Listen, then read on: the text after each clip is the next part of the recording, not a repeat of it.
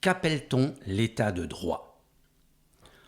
On entend parfois des personnalités mettre en cause l'état de droit, car il bénéficierait principalement à ceux qui ne le respectent pas le droit, ou qui ne respectent pas l'État, qu'il s'agisse du droit administratif, comme les étrangers sous OQTF, ou le droit pénal, comme les délinquants. L'opposé de l'état de droit, c'est le régime autoritaire, le droit du plus fort, du plus puissant. L'état de droit, c'est le corollaire de la démocratie. C'est l'égalité des droits pour les citoyens, la défense, mais pas la suprématie, des minorités. C'est aussi l'indépendance de la justice. Et c'est là que le bas semble blessé.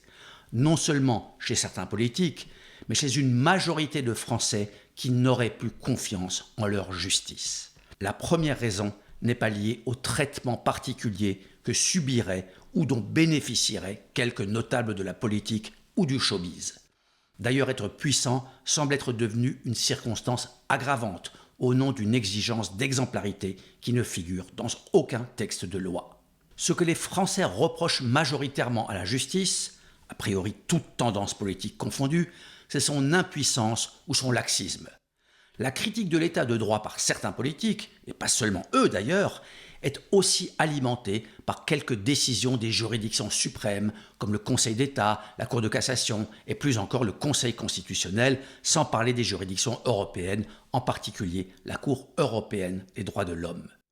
Il est vrai que le droit étant le royaume de l'interprétation, je le répète à tous mes stagiaires durant toutes les formations et dans plusieurs vidéos sur cette chaîne Question de droit, le juge, notamment celui des hautes juridictions que j'ai mentionnées, a peut-être tendance à oublier que c'est la politique qui fait le droit par le biais de ses élus qui votent les lois et non l'inverse, et que la justice est une autorité et non un pouvoir, dixit la Constitution.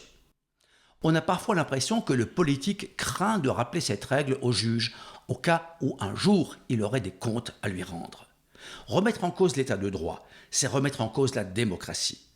Mais l'état de droit n'est pas celui de l'institution judiciaire, l'état des juges, si vous préférez. Il est grave et malsain que la majorité des Français n'aient pas confiance en leur justice, quelles qu'en soient les causes. Cette défiance contient en elle les germes d'une vraie contestation de l'état de droit, qui serait bien plus dangereuse encore. La faiblesse de la justice a pour première cause le manque de moyens, dont la responsabilité incombe au pouvoir exécutif comme législatif.